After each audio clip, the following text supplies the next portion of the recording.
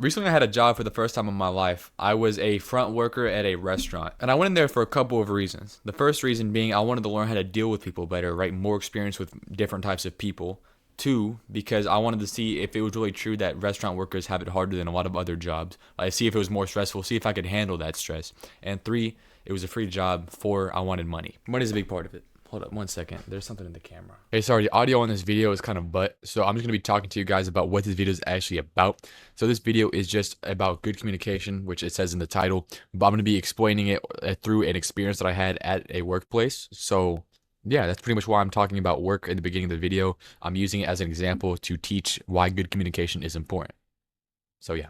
The biggest thing that I learned was from the customers. If you have a busy night, then people are going to have to wait for their food, right? We can't make food instantly. Nobody likes waiting either, and the longer people wait, the more angry that they will get. If they feel that they've wasted their time and no one is helping them, they'll get more riled up. And that's obvious, right? And the way that you handle that situation is you go up to them and you're like, hey, what did you order? And then you go check on it for them, right? Because now they know that somebody's thinking about them. And you can see the difference, right? Yeah, they'll still be impatient because it's like, who wants to wait for food?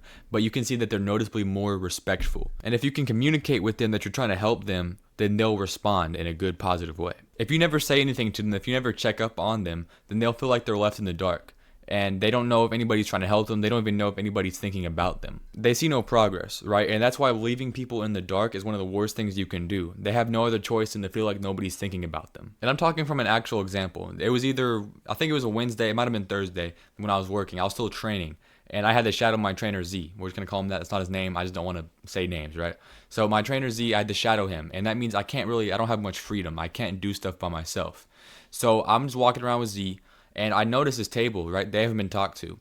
So I was like, okay, maybe he hasn't seen them yet. He'll see them, right? So we just kind of get caught up in like busy stuff. It's a restaurant, so of course you forget about things. And I still see them. They're sitting there. I'm like, okay, nobody's talked to them yet. They don't even have menus or like forks or anything, right? So I'm going up to him. I'm like, hey, this person's been sitting here for 10 minutes. Let me go talk to them real quick, which he's not allowed to do or not supposed to do. But he allows me to do it because, it's kind of a busy night. He needs help. So I go over there and I go set them up. I'm like, hey, what do you guys want for drinks? Here's forks, here's napkins, here's menus, stuff like that.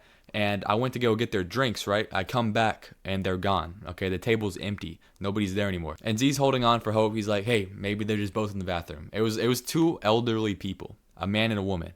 They're not in the bathroom, dude. They left. None of their stuff was in the table or nothing. Empty table. And I don't blame them for leaving, right? We left them out on the table with no napkins, no menu, nobody talking to them for like 10, 15 minutes. So it's kind of like, why would we stay here? We don't feel respected. We don't seem like we're being treated right. We don't feel like we're being talked to. We feel like nobody's thinking about us.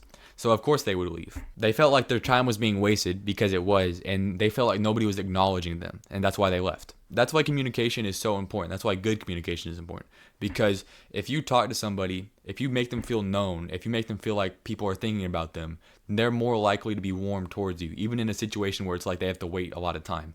But if you don't talk to them at all, if you don't communicate well, then it's the exact opposite. They're more likely to be disrespectful. They're more likely to not want to, cooperate, or they're like, hey, give me a refund. You know what I'm saying? People are more likely to get more riled up if you don't talk to them. Another real example of this, like more zoomed out, like the first example was kind of like a very personal story, but this one's more of like a macro zoom. So it's zoom out a lot, right? New York, and I'm pretty sure London, did this for transportation. So they implemented countdown clocks so that people can see how long it takes for their, like, what do you call it, train, I guess, or subway, their subway to get to where they are. And people reported feeling less stressed, as well as feeling as though like the time that they've been waiting was less than previously, even though that wasn't the case. It was the exact same amount of time that they were waiting, but they just saw like a visual representation of the time. New York City, and like the transportation to be more specific, communicated to their people saying, hey, this is how much time you have to wait. And that communication led to a better feeling among all the people. Good communication leads to better results, even from inherently bad situations, right? Like for the subway example, it's inherently bad that you have to wait any amount of time, right? People inherently see that as, I don't want to wait. So that's an inherently bad situation. But when they communicated, they made that situation better. Despite the fact that people don't want to wait, now that they have good communication with the people, it's a better situation overall for everyone. I've also personally felt how it feels to be left in the dark, right? When people don't tell you nothing. And that's a story for another day. I'll make a YouTube video about that maybe and far in the future.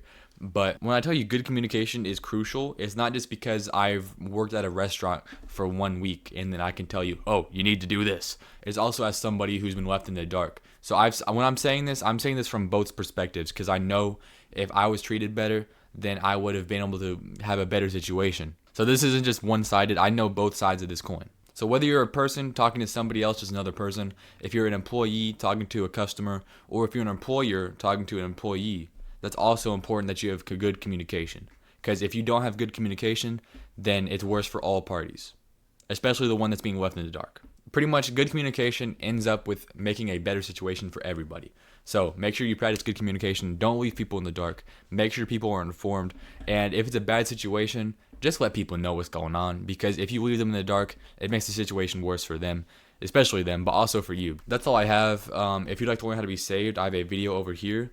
If you'd like to learn how to start self-improvement, I have a video over here. Like I said, that's all I got. Thank you for watching. Praise God.